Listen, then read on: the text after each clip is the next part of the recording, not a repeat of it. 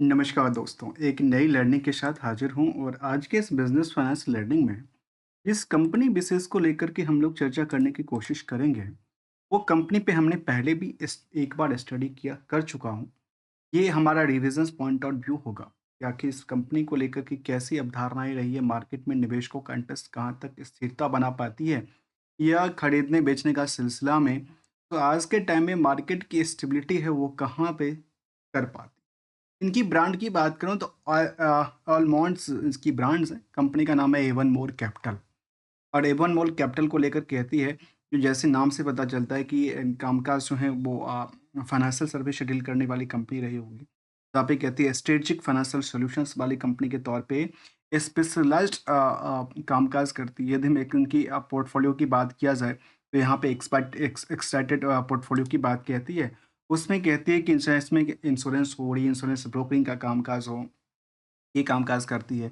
यदि current portfolio की बात करें तो कंपनी की भी स्पेशलिटीज़ केमिकल इंडस्ट्री से में कामकाज स्टार्ट किया है, जो कि 2013 में इन्होंने स्टार्ट किया था, जो को लेकर कहती है कि Avon More Ventures Limited is the food processing sector through the first manufacturing process project premiers Alco Vik Private Limited, जो कि कंपनी थी 2013 से स्टार्ट होकर ये जो कामकाज है जिसमें कहते हैं कि इथेनॉल्स हो, पीएपी पीएल हो, largest distilleries in the Himachal Pradesh में इनका कारोबार जमती देखी गई। तो हमने क्या समझा इस कंपनी को लेकर के, दो एस्पेक्ट समझा जहाँ पे कंपनी ने अपने जिक्र करके ये बताया कि हमारे पास रिटेल्स केमिकल्स हों या इन्फ्रास्ट्रक्चर्स की मामला देखा जाए। इसके अलावा कंपनी की यदि हम बात करें जहाँ पे इंफ्रास्ट्रक्चर्स वाले में चीज़ में डील करती है, हेल्थ सेक्टर से डील करती देखी गई, फाइनेंशियल सर्विस में डील करती कंपनी है। अर्थात यहाँ रियल एस्टेट्स हो, इंफ्रास्ट्रक्चर, ये कह सकते हैं कि इसको कंपेयर कहाँ से करें, ये एक चैलेंज शब्द बन जाती है कि आखिर इसमें उसके लिए हमें बीएसई एक best option for the part of the comparison for the segment wise revenue portions. But यहाँ पे हम चार्ट लेवल की बात करें तो मार्केट की ट्रेंड के मुताबिक देखें तो मार्केट में ट्रेंड कैसा रहा है, लगातार लगातार जंप करती देखी। मतलब ये कह सकते हैं कि लगातार इसको ट्रेंडिंग बाइंग सिचुएशंस रही है, इसको कहते हैं हम लोग ट्रेंडिंग बाइंग। और जब ट्रेंडिंग बाइंग हुआ है तो फिर यहाँ पे आकर के मार्केट में स्थिरता कायम करने की कोशिश किया है, लेकिन वहाँ पे कह सकते हैं कि ये ब्रेक डाउन हुआ है। लेकिन इनके पास जो सपोर्ट लेवल है वो काफ़ी सारे सपोर्ट लेवल हैं जिस पे मार्केट में स्थिरता क्रिएट कर पाएगी। चलिए इसकी रिजल्ट प्रोस्पेक्टिव डेटा को भी देखने की कोशिश करते हैं और समरी डेटा की तरफ भी चलते हैं। कंपनी की मार्केट कैप बहुत ज़्यादा नहीं है, 338 करोड़ की मार्केट कैप है। और यदि कंपनी को इंडस्ट्रियल पी के मुताबिक देखते हैं तो अभी ये नियर अबाउट यदि कंपेयर किया जाए तो इसको कंपेयर किस सेगमेंट से किया गया, ये एक चैलेंजिंग वर्ड है। यदि हम इसकी डेटाबेस के मुताबिक देखा जाए तो इनको कंपेयर किया गया फाइनेंशियल इन्वेस्टमेंट कंपनी के तौर पे। क्या ये जो कंपनी ने अपने डिक्लेरेशन दिया है सेगमेंट वाइज लेकर के, तो वो क्या फाइनेंशियल सेगमेंट से जुड़ी हुई कंपनी है, तब तो इनका पी रेशियो का आंकड़ा भी उसी अकॉर्डिंगली हो सकती है। अदरवाइज मार्केट में फिर दूसरी पहलू से इसको समझने की जरूरत पड़ेगी। यदि दिसंबर तक की रिजल्ट की हम बात करें तो कंपनी ने कुछ डेटाबेस यदि उन्होंने सेगमेंट वाइज डेटा साझा किया होगा तो हम एक नज़र कैप्चर करने की कोशिश करें।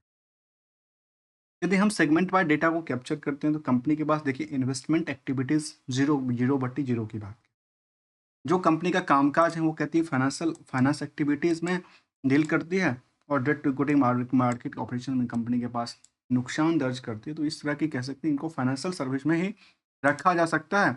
और शायद ये भी कह सकते हैं कि कंपनी को जो कारोबार है वो इसी सेगमेंट से जुड़ा हुआ है। तो बाकी जो उन्होंने जिक्र किया और अलग अलग पोर्टफोलियो को लेकर, ये सब ढकोसलाबाजी की बात शामिल करता है कि ये सब एक दिखावा है के तौर पे बनी हुई है। तो ये this is a correctly for, but investment and financial service के मुताबिक मार्केट में रेस काफ़ी तेज है। बुक वैल्यू के मुताबिक देखा है तो मार्केट काफ़ी तेज़ी से ग्रोथ लेवल नहीं किया, 168% की रैली है। इंटरेंसिक वैल्यू के मुताबिक भी नियरली कह सकते हैं कि 150% के आसपास रैली क्रिएट करती है। यदि हम हायर से लोअर की पोजीशन को देखें तो ये कह सकते हैं कि सीधे-सीधे जो भी पोजीशंस हैं वो अभी अप ट्रेंड की तरफ इशारा देती है, क्योंकि मार्केट में ब्रेक डाउन नहीं हुआ है, ब्रेकआउट कर इस सिचुएशन क्रिएट करती है। और स्थिरता भी बना के रखी है, जो कि चार्ट में हम लोगों ने यहाँ पे देखा। यदि इनके चार्ट लेवल को देखें तो यहाँ पे मार्केट में स्थिरता यहाँ पे आकर के थोड़ा-सा बनाएगी। बाकी तो अदरवाइज़ डेली के सिचुएशन में जिस हिसाब से यहाँ पे ट्रेंडिंग बाइंग चल रही थी, उस हिसाब से यहाँ पे ट्रेंडिंग सेलिंग का प्रेशर्स देखने को मिला, जिसकी वजह से मार्केट में एक भारी गिरावट दर्ज करती देखी गई। यदि कंपनी की आरओई आरओसी की आंकड़ा को देखते हैं तो बहुत ज़्यादा रिटर्न नहीं क्रिएट करती है। नेट इनकम मार्जिन में कंपनी 10-19% के आसपास सेविंग करती है। प्रमोटर का कंट्रोल कंपनी में अच्छा खासा है, जो कि 57% की कंट्रोल है। रिस्ट आम निवेशकों के पास कंट्रोल बनी है। कंपनी 1992 में स्टार्ट हुआ था। और यदि हम कंपनी की रिजल्टली डेटा की तरफ चलें, तो उसी के मुताबिक यदि ईयर ऑन ईयर बेसिस के मुताबिक देखते हैं तो यहाँ पे वाई ओ वाई में ग्रोथ लेवल बनाती बनाती देखी गई, जहाँ पे 10% के आसपास की आंकड़ा की बात करता हूँ। वहीं क्यू और क्यू को लेकर के एक भारी गिरावट रही। तो क्या एक जो सितंबर का डेटा है वो हमेशा ही बेटर आता है, या केवल इसी पोजीशन में बेटर आया था? इसके हिसाब से यदि वो टिकाऊ नहीं हुआ तो थोड़ा सा चिंता की बात भी हो जाती है। लेकिन ऑपरेटिंग प्रॉफिट मार्जिन में एक बेटर रिटर्न आई थी। यहाँ पे मार्केट में दोबारा थोड़ा सा डिक्लाइनिंग दर्ज करती देखी गई। तो एक तरफ आप वाई वाई में सेल्स को वृद्धि कर रहे हैं 10%, तो वहीं पे आपने 10% से ज़्यादा कि आपने ऑपरेटिंग प्रॉफिट में आपने नुकसान भी बुक किया है, जो कि आपकी ट्रेंडिंग दर्ज करती है। कंपनी में इंटरेस्ट की वर्डन थोड़ा सा ज़्यादा है, जो कि नॉन एडजस्टेबल की तरफ देखी गई। लेकिन यदि आप कंपाउंडेड डेटा की तरफ देखते हैं तो सेल्स में लगातार अप ट्रेंड रही है। प्रॉफिट का जो पोजिशंस था लगातार एक ग्रोथ लेवल की तरफ इशारा देती है। तो वहीं स्टॉक प्राइस सीजीआर को लेकर देखा जाए तो लगातार 72% तक के आसपास पिछले एक साल में इसकी डिमांड बढ़ी है ऑन एवरेज देखा जाए तो। और उसी दूसरी तरफ हम ये भी देखते हैं कि आखिर डिमांड केवल केवल इसी कंपनी में बढ़ी, या सिंस जो लार्जेस्ट कंपनी है जो सेक्टर की उसमें भी कुछ डिमांड बढ़ी है या नहीं बढ़ी। यदि हम कंपैरिजन करते हैं सेंसेक्स के इसकी मेन इंडेक्सेशन पॉइंट्स है, जहाँ पे बड़ी कंपनियां की नाम शामिल करता है, तो लिस्ट आउट ये कहता है कि पिछले 1 महीने से इस कंपनी में गिरावट हुई है। अदरवाइज़ यदि सेंसेक्स की कंपनी जो दिग्गज कंपनियाँ थी, उन सभी कंपनियों के ऑन एवरेज में देखा गया कि करीब-करीब 4% से लेकर के और पिछले 8% तक की 6 महीने में बिकवाली था। तो वहीं पे इन कंपनियों में 27% से लेकर 52% तक डिमांड बनती देखी गई। तो आखिर इस कंपनी को स्थिरता कायम करने में मदद मिलेगी या नहीं मिलेगी? क्योंकि रिजल्ट का डेटा जो था वाई के बेटर डेटाबेस के मतलब बेटर कहती है, तो कुछ चीज़ों को लेकर के क्यू और क्यू को लेकर नेगेटिव इम्पैक्ट। ये आज के टाइम में यदि कंपेयर करते हैं इसको पीएस से, जो इसी सेक्टर की दिग्गज कंपनियां हैं, तो उसके मुताबिक इसका जो स्टॉक की वैल्यूशंस हैं वो आज भी बहुत ज़्यादा हाई नहीं बनती है। कुछ कंपनियों से काफ़ी ज़्यादा हाई वेटेज की बात कहती है, तो कुछ कंपनी से सस्ता भी मिलती है। बुक वैल्यू के मुताबिक काफ़ी सस्ता दर्ज करता है, बट कुछ कंपनियों के कंपैरिजन में देखा जाए। अभी आज के टाइम में यदि कंपेयर करते हैं जियो फाइनेंशियल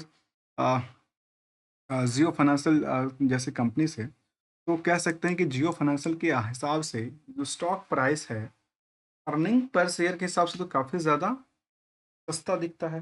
पर बुक वैल्यू के मुताबिक मार्केट में इससे ज़्यादा क्या दिखता है, वेटेज दिखता है। तो दोनों अलग अलग कंपेयर करने के पहलू हो सकता है। जबकि कंपनी में आप प्रमोटर के अलावा यदि हम होल्डिंग ओवरऑल देखा है तो करीब 19% के आसपास सेविंग करती है। रेस्ट कंपनी में इससे ज़्यादा भी है, कुछ कंपनी में इससे कम का भी आंकड़ा निकल के आती है। निवेशकों कंटेस्ट में एफआईडी है कि कोई भी पोजीशंस नहीं है। आम निवेशकों के पास करीब 42% की होल्डिंग है। उसमें भी कुछ बड़ी नाम चेहरा निकल के आती है। ऑलमोस्ट कंपनी में करीब 37-38 हज़ार के आसपास निवेशक हैं। और जब हमने इस पे पहले भी शायद स्टडी किया था, शायद दिसंबर के परेड को लेकर के, तब देखिए मार्केट में जो सबसे ज़्यादा रेश आई ना, वो कब आती है? इन दोनों पोजीशन में आती है। 14,000 से सीधे सीधे 23,000, 23,000 से सीधे 37,000 था। 14,000 नए प्लेयर इसमें आते दिखे हैं। तो इसमें हुआ क्या?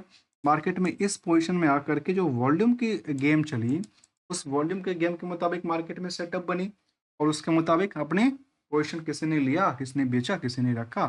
अल्टीमेटली दोस्तों समझिए, मैं सिंपल से शब्दों में आपको कहने की हमेशा कोशिश करता रहता हूँ।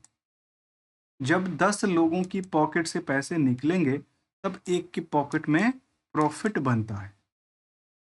तो इसके लिए जो कह सकते हैं कि 90% का जो चांसेस होती है, मैं सीधे-सीधे परसेंटेज की बात नहीं, 90% लोग अपने पैसे को लूज़ करते हैं मार्केट में। क्यों लूज़ करते हैं? उसके पीछे क्या है, सब एक-दूसरे के पॉकेट काटने में व्यस्त हैं और जो जितना भारी है, वो उतना पॉकेट काटने में बना सकती है और समझने की ज़रूरत पड़ती है। यदि हम रिस्क फैक्टर की बात करें तो कंपनी में कोई रिस्क फैक्टर नहीं दर्ज करती है, एक्सेप्ट द कुछ पॉइंट को हाइलाइट करके देखा जाए तो। लेकिन अदरवाइज कंपनी के कारोबार में देखा जाए तो कारोबार यदि करती देखी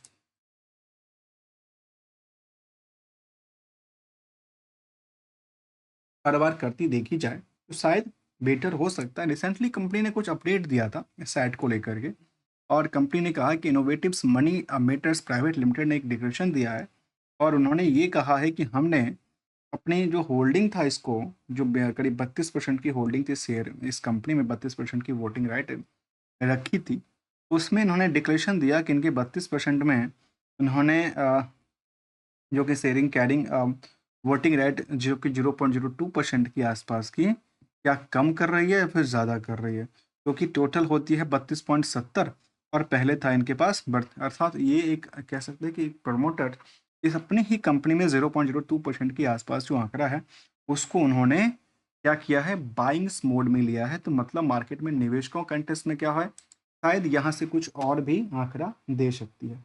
और रिसेंटली सबकी अपडेट निकल के आती है जो शायद प्रोमोटर्स ग्रुप से बिलोंग करने वाले लोग हैं। इससे पहले भी एक अपडेट आया था 32.66% वाली होल्डिंग का, लास्ट में देखा गया कि इनके पास 32.68% की होल्डिंग है, अर्थात सभी के पास कुछ हुआ है। अर्थात क्या अपडेट निकल के आई, क्या कंपनी ने कुछ राइट इशू वगैरह लेके आई थी, कुछ ऐसा ही प्लांट था जो कि कंपनी ने राइट इशू ऑफ इक्विटी 12/24 को लेके आई थी, और उससे पहले कंपनी ने स्प्लिट भी किया था। कंपनी के पास फंड 2022 में अच्छी खासी थी, जो कि बाय बैक ऑफ शेयर भी किया था, फाइनल डिविडेंड भी पे आउट किया था। ये कुछ पहलू था जिसको हमने समझने की कोशिश किया। अब जब हम समझने की कोशिश कर ही रहे थे तो एक सवाल अक्सर आता है कि सर हम इसमें चलें क्या? कहाँ स्टेबल करें? देखिए दोस्तों, हमेशा कहता हूँ कि टारगेट ये होता है, जब आपकी ट्रेंडिंग के मुताबिक मार्केट देखिए यहाँ से लेकर आपने स्टेबल किया तो आपको यहाँ पर मिला। जब मार्केट में बिकवाली का प्रेशर देखने को मिला और उस परसेंटेज के आसपास मार्केट ज़्यादा गिरती है, उसके पीछे वजह यही होता है, जो यहाँ तक होल्ड करके चलते हैं वो यहाँ ट्रेंडिंग सेल आउट करते हैं, और यहाँ लोगों ने ट्रेंडिंग बाइंग किया है, इसीलिए मार्केट में ये सिचुएशन होती है। सबकी अपनी अपनी रिस्क फैक्टर है, सबकी अपनी अपनी पोजीशन बनाने की, हटाने की सिचुएशन है, क्योंकि मनी भी आपका है, पैसा भी अपना। चलिए कुछ नई लर्निंग के साथ, तब तक के लिए thanks for the joining us.